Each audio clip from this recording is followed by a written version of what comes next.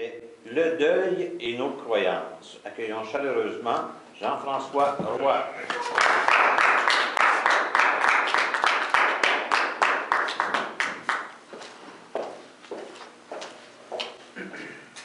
Madame la maître de cérémonie, pourquoi est-ce qu'on ne parle jamais de la mort? Pourtant, c'est quelque chose qui est inévitable. Et plus on vieillit, plus on est confronté à cette réalité. J'ai eu de la mortalité dans ma famille il n'y a pas longtemps. En fait, ma mère est décédée le 6 janvier.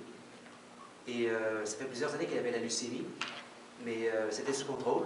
Sauf qu'on a eu des signes de quoi ses globules blancs étaient élevés le 23 décembre.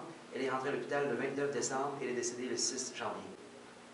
Aujourd'hui, j'aimerais vous parler du deuil et plus particulièrement des croyances qui influencent notre deuil. En fait, je vais vous montrer trois visions du monde qui sont distinctes, évidemment, mais qui vont influencer la façon dont on vit notre deuil.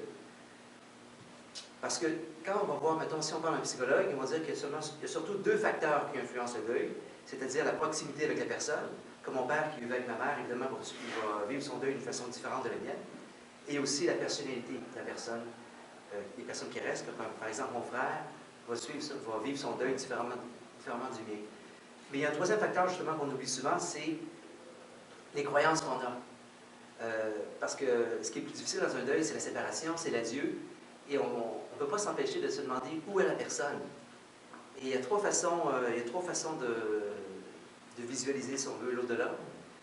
La première façon, c'est plusieurs personnes pensent qu'il n'y a pas de survie, donc que l'esprit, que la conscience meurt avec le corps. Et en fait, c'est la position de la science. Parce que pour la plupart des scientifiques, ou pour de nombreux scientifiques, l'esprit émane du cerveau. Donc, quand le cerveau meurt, l'esprit meurt à la fois, donc l'esprit ne survit pas. Et on voit qu'il y a un parallèle ou une corrélation entre le cerveau et l'esprit, parce que quand on a des maladies mentales, par exemple, ou l'Alzheimer, ou peu importe, on voit que évidemment, le cerveau a une grande influence sur l'esprit. C'est une vision qui est un peu déprimante, hein, je pense. C'est un peu absurde. La vie est absurde dans le sens qu'on meurt et il n'y a plus rien après, donc la personne n'est plus là. Voilà. Et selon un sondage récent en Amérique du Nord, il y a à peu près moins d'un quart de la population qui épouse cette vision du monde. Et ceux qui l'épousent, ceux qui adoptent cette vision du monde vont dire que, justement, les 75 autres %, il y a beaucoup de personnes, les personnes qui croient qu'on survit à la mort, en fait, ils ont un espoir, mais ce n'est peut-être pas nécessairement une croyance.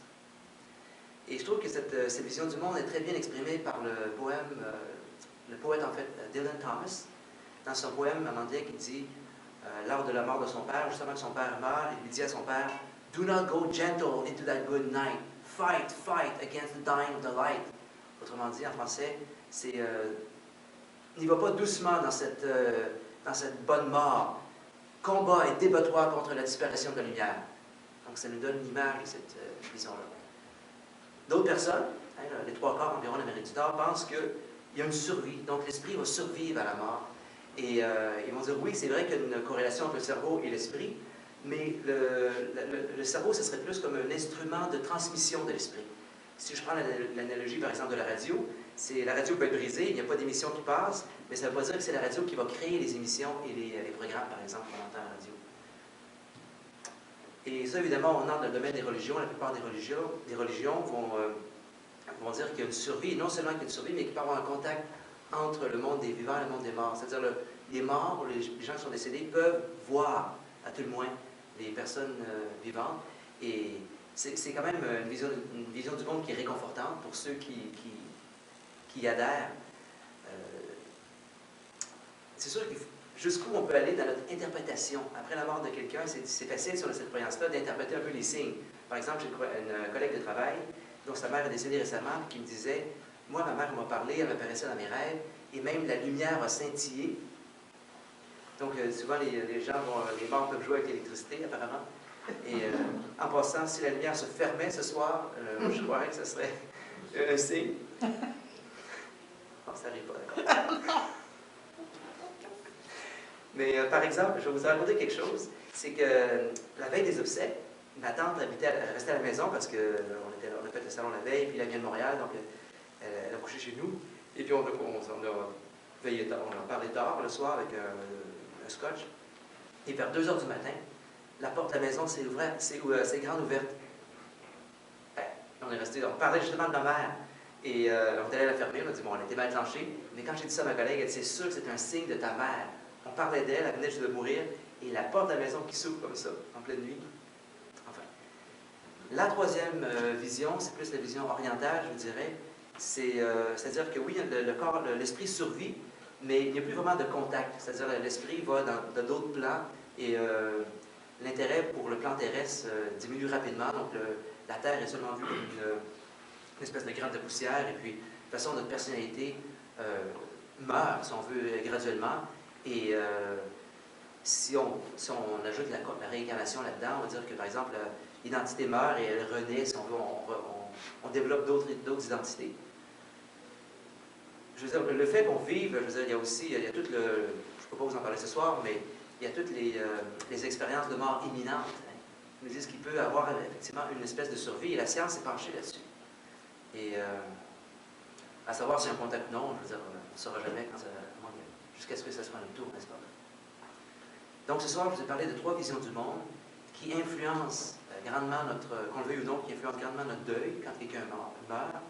La première vision, c'est-à-dire que la personne ne survit pas, donc la personne est complètement disparue, n'est plus là.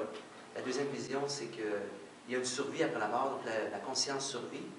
Et en plus, c'est la personne qui est décédée peut nous voir, donc elle peut être au paradis ou elle peut y avoir un certain contact, au moins à sens unique. L'autre vision, qui est peut-être plus orientale, qui nous dit oui, la conscience meurt, mais éventuellement elle renaît et plus tard peut-être qu'elle va se fusionner avec une conscience plus grande et il n'y a plus vraiment de survie de la personnalité de la personne.